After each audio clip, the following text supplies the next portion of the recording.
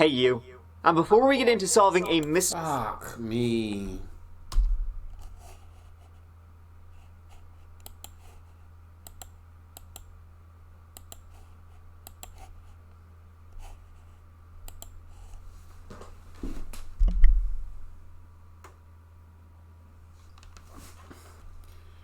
What it do? Dream Team, it's your boy Neal back with another reaction video, guys. Here we are with surviving the unthinkable after a home invasion. Before we jump into this, guys, make sure you subscribe to the channel, ring notification bell, give a video a thumbs up so it is suggested. And if you guys have a favorite video suggestion, you can subscribe to Patreon, drop it in the comment section or in the description section. There's your premium request link. This is a premium request from Anonymous. What we got? Hey you. And before we get into solving a mystery of our very own, I would like to let you know that this video is sponsored by the murder mystery box, Hunt-A-Killer. Hunt-A-Killer is a subscription service that puts you in the detective's seat. Every month, they send you a chapter at checkout for 20% off your first box. Thanks again to Hunt-A-Killer for once again sponsoring one of these old videos. Now, how about you and I do some Hunt-A-Killering of our own? Let's do it. Let's do it. Hey you, and welcome. My name is Mike, and you know what? Let's just change things up a bit. Okay. How are you doing? You know, what's your name? How are you feeling today? I mean, that's... It's your boy Neal here. I'm doing good. I'm feeling good. Life is good. I can't complain, Mike. Thanks for asking. It's a real question here. I should be asking, but I mean, at the time of this recording, I can't hear you. So let's move on. In this old video, Mike. we're going to Alabama. East Alabama, to be precise. Russell and Lee counties. Combined population over 200,000 people. In 2002... Big population. Whoa. What a year. Two men, a Michael Carruth and a Jimmy Brooks, Dumb and Dumber had a plan, a list, a to-do list, a shopping list. Of sorts. It was not a good one. But is it ever? Let's have a go. Let's do it.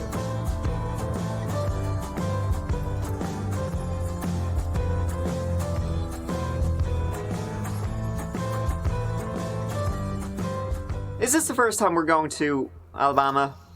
Because it sure feels like it. And in this particular story, we're going to Opelika, Alabama. That's a fun thing to say. This is East Alabama, Lee County.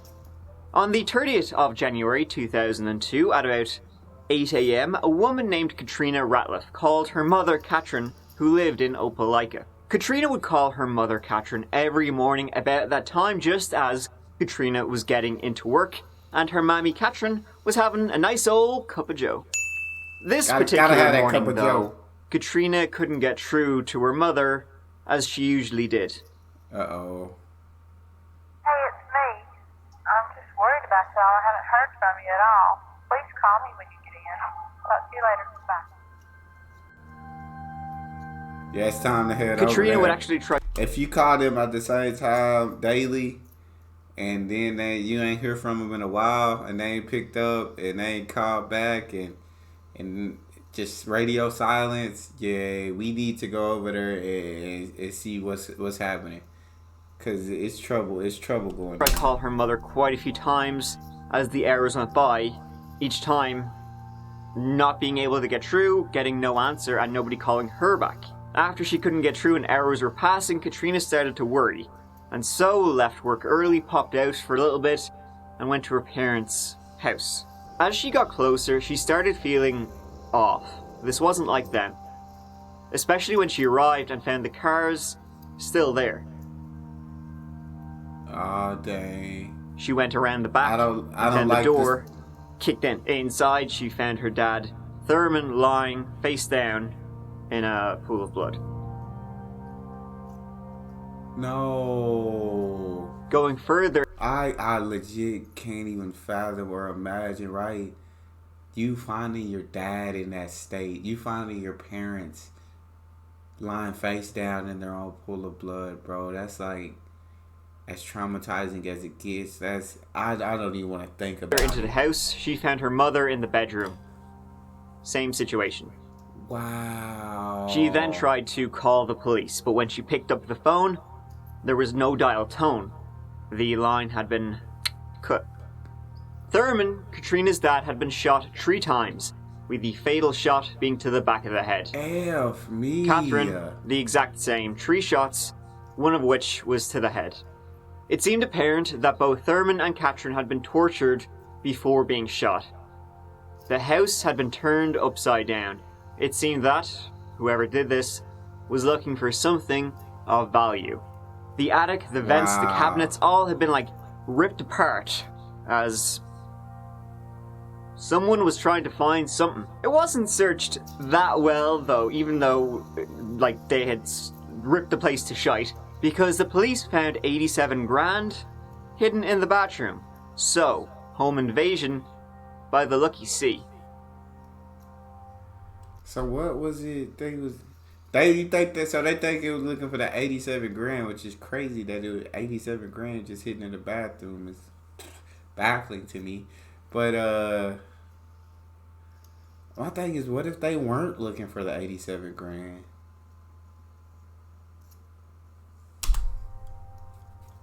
The investigation revealed little. However, it seemed that there were 2 weapons involved, 2 handguns that had done the shooting.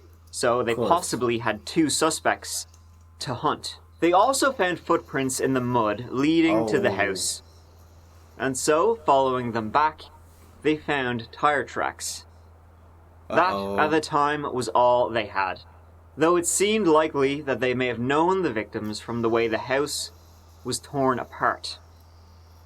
Wow. One suspect was an ex-boyfriend of Katrina's, who, 10 years earlier, after they broke up, kidnapped Katrina and sexually assaulted and tortured her, and then made threats to her parents. He did time for that, obviously. But on the 30th of January 2002, he was in a jail 100 miles away from Opelika, Alabama. That is insane. After that led nowhere, the authorities were stumped. So, yeah. Alright, so now let's fast forward a fortnight, 2 weeks, 14 days, shitload of hours.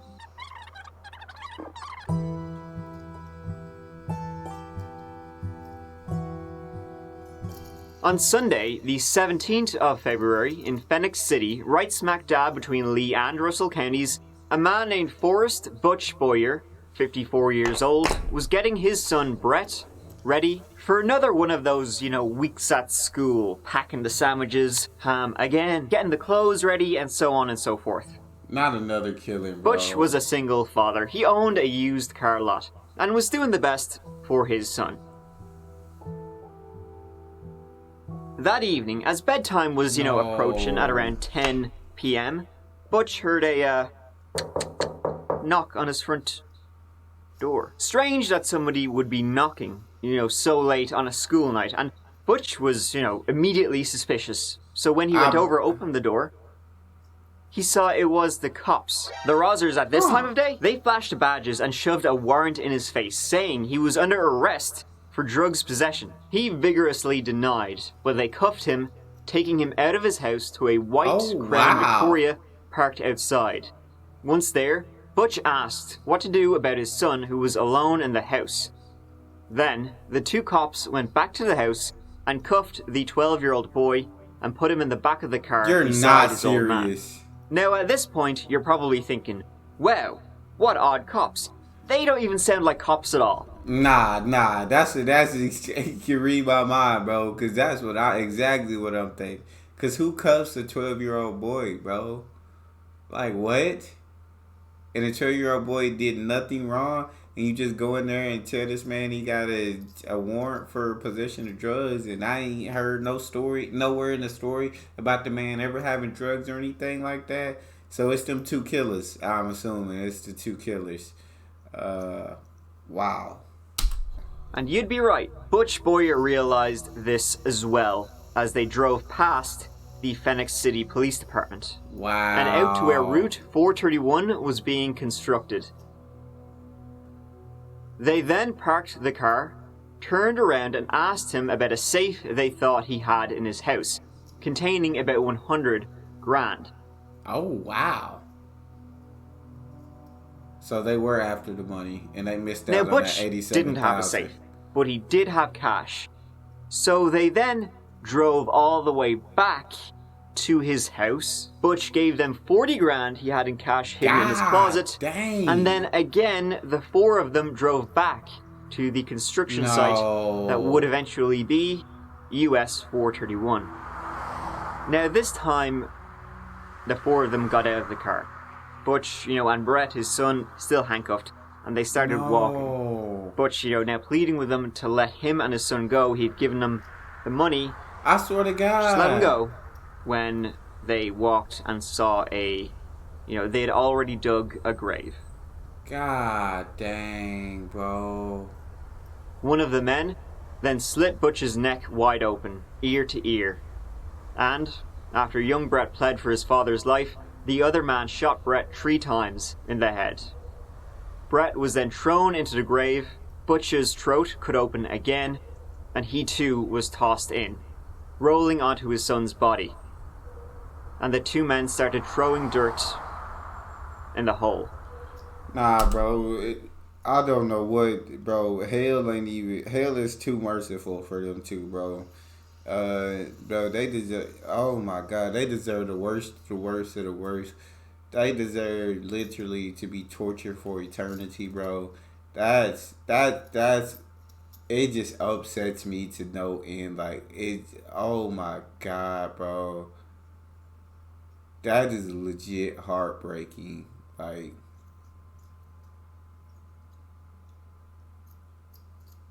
That stuff right there, man. I hope they got the worst of the worst punishment, bro. Because I feel like death would be too merciful, bro. Death would have been too merciful for these two. They then left.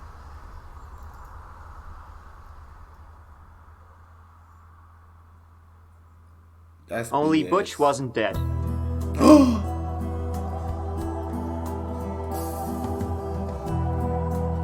He managed, with his throat cut, to dig himself and his son out.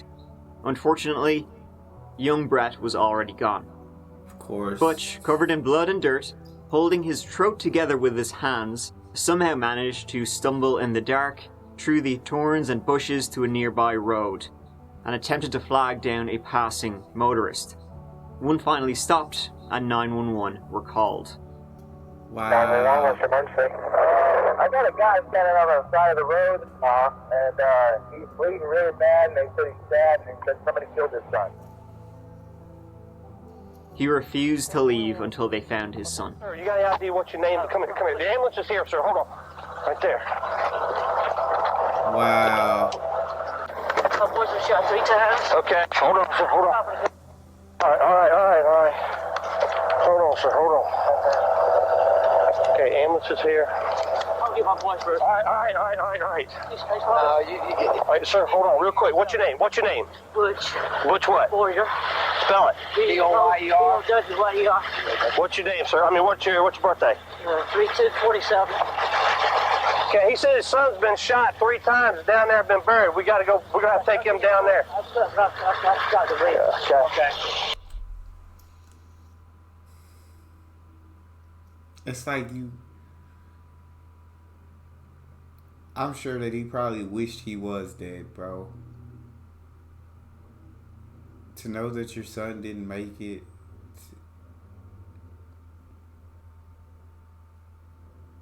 I legit can't even fathom that pain. 12 years old, bro. I can't begin to fathom that kind of pain. I swear that's.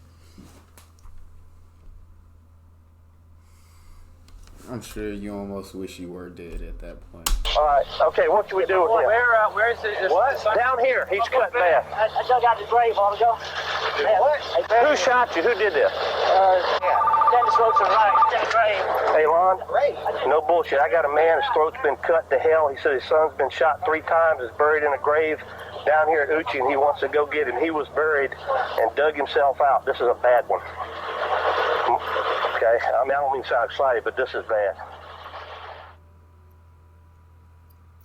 When the emergency services, cops and paramedics and all arrived, Butch was so worked up his throat was still cut open, that the only way he would let them treat him was when they said to him, listen, if you die, and you will, if you don't let us treat you, then the people who did this will get away. That very night, Butch was able to give the police a description of the white Crown Victoria that had abducted him and his son, and he told them these two guys had his house keys. Is anybody at your home? No, they got keys in my house. They're probably about to be in it. Okay. 5715 to Russell. Phoenix police were immediately alerted and went straight to the Boyer home. After less than 30 minutes surveilling the home, a white Crown Vic drove past, with a man named Michael Carruth inside. They followed him and he was arrested. And inside the white Crown Vic, they found handcuffs, police uniforms, a shitload of money, and blood. 43-year-old Michael Carruth denied having anything to do with, well, anything. He was a bail bondsman with no criminal past or history. He was taken to the Russell County Sheriff's Department and the car impounded. That's effing crazy. He didn't confess, as I said. He denied any involvement. He was just, going for a late night drive. You know yourself, sure. He didn't cooperate at all with the police. Said he had nothing to do with whatever they were on about. What are you yapping about? Bro, you deserve the worst of the worst, bro. But you know and I know that I have not harmed anybody. You know that and I know that. I'm not even asking you to agree or disagree. I know in my heart what I did or did not do. Okay. And I can live with myself. This was because, well, he thought there were no witnesses. He thought Butch was dead, which I think would be a logical assumption after what they did to him. But it would be Michael who would be dead. Dead wrong. Butch being alive came as a surprise, you might say, to Michael. At which point, though he still, denied anything, he told the police about, some vague people he may or may not know, but he wouldn't tell any names, who sell drugs locally, and he could help the police catch them.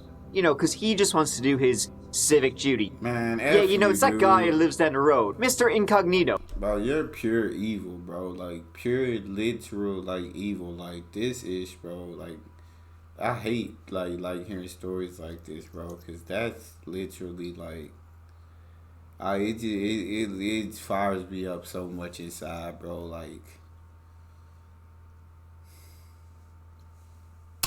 We're on Mexico, a big fish. And what I'm getting at is, as well as anybody else, that you can do pretty much what you want to do as long as the VA agrees with it.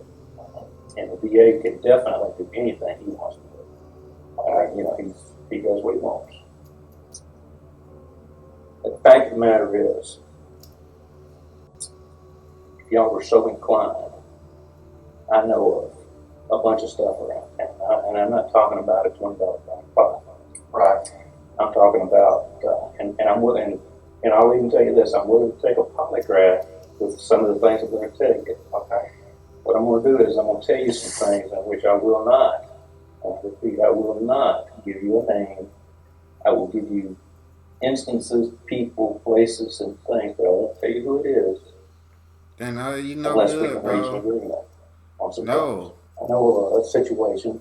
You get no agreement, bro. You get no mercy, bro. No. None of that, bro.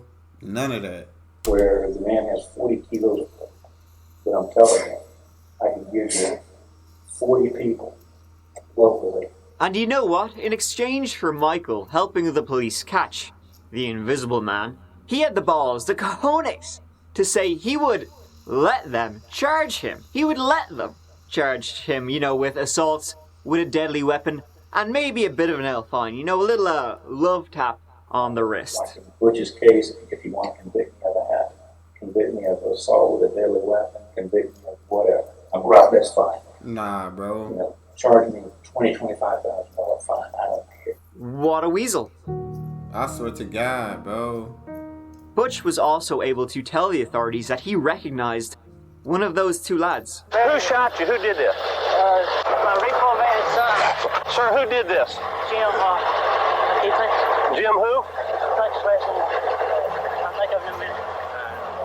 Jim Brooks. Brooks? It's not Jim. It's not a dad. It's a son. It was Jimmy Brooks Jr., the son of a repo man Butch employed from time to time at his used car lot. Wow. Jimmy Brooks was quickly caught too. Caught while burning the clothing he had worn the night before.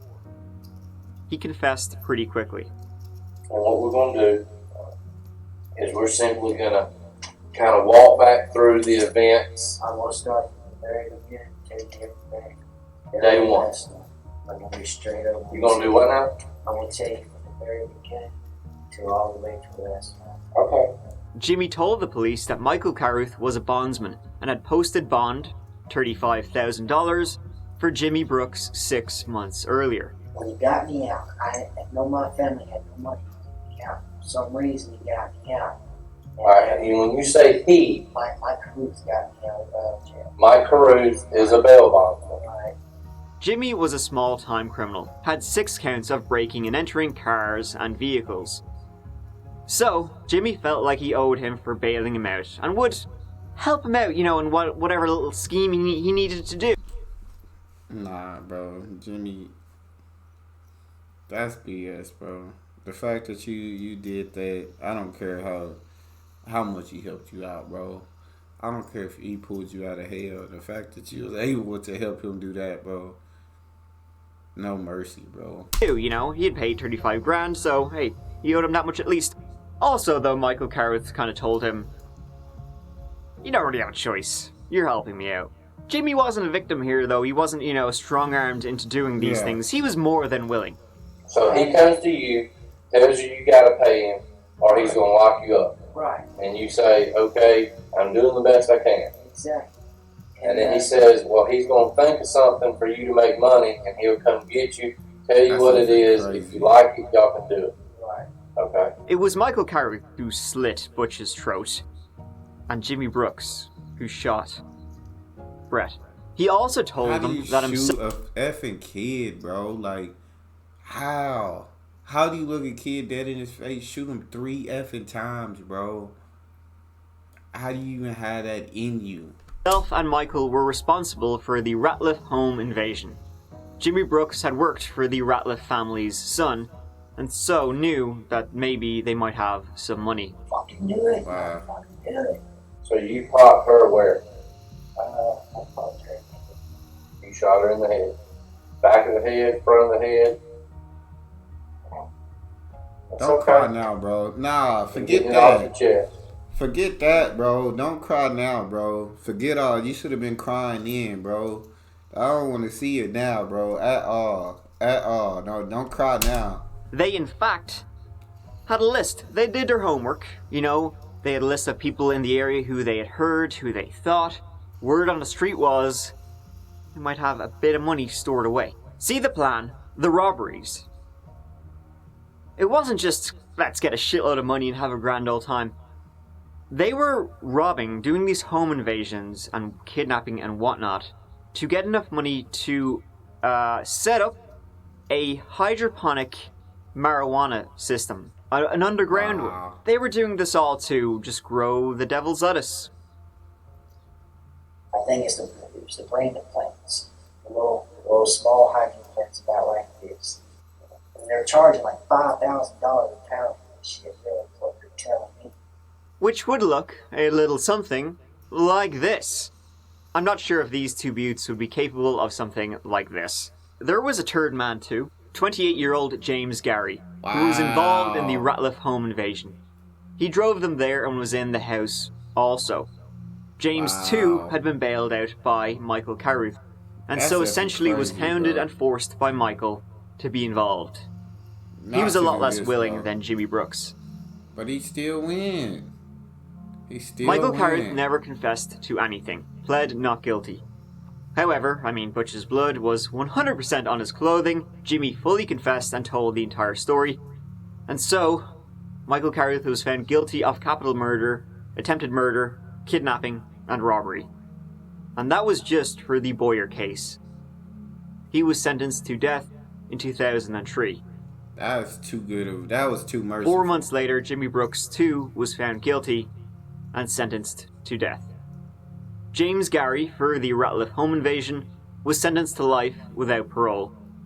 Jimmy and Michael would have been sentenced for that too, but they already had the death penalty. Good. Michael Carruth and Jimmy Brooks remain on death row.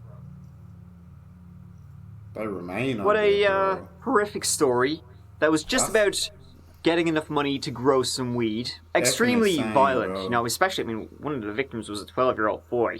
That's what I'm saying. You know, if Butch Boyer hadn't survived, and there was a very slim chance of him actually surviving, which he did, if he had ended up in that hole in the ground, well then Michael Carruth and Jimmy Brooks, and maybe, you know, James Gary, well, probably not him, they would have continued going through their list of who's who might have a bit of, you know, spondulix around Russell and Lee counties. All to build a underground hydroponic system for weed. What? As I said, they're both still on death row. The final farewell date to be announced. Good thing, you know, that's a pair of mounts and lamps if ever I saw them. Sweet dreams. Man, F them dudes, bro. That just made me so mad, bro. Like, that's all we got. Please subscribe to the channel. It's your boy D Neal out.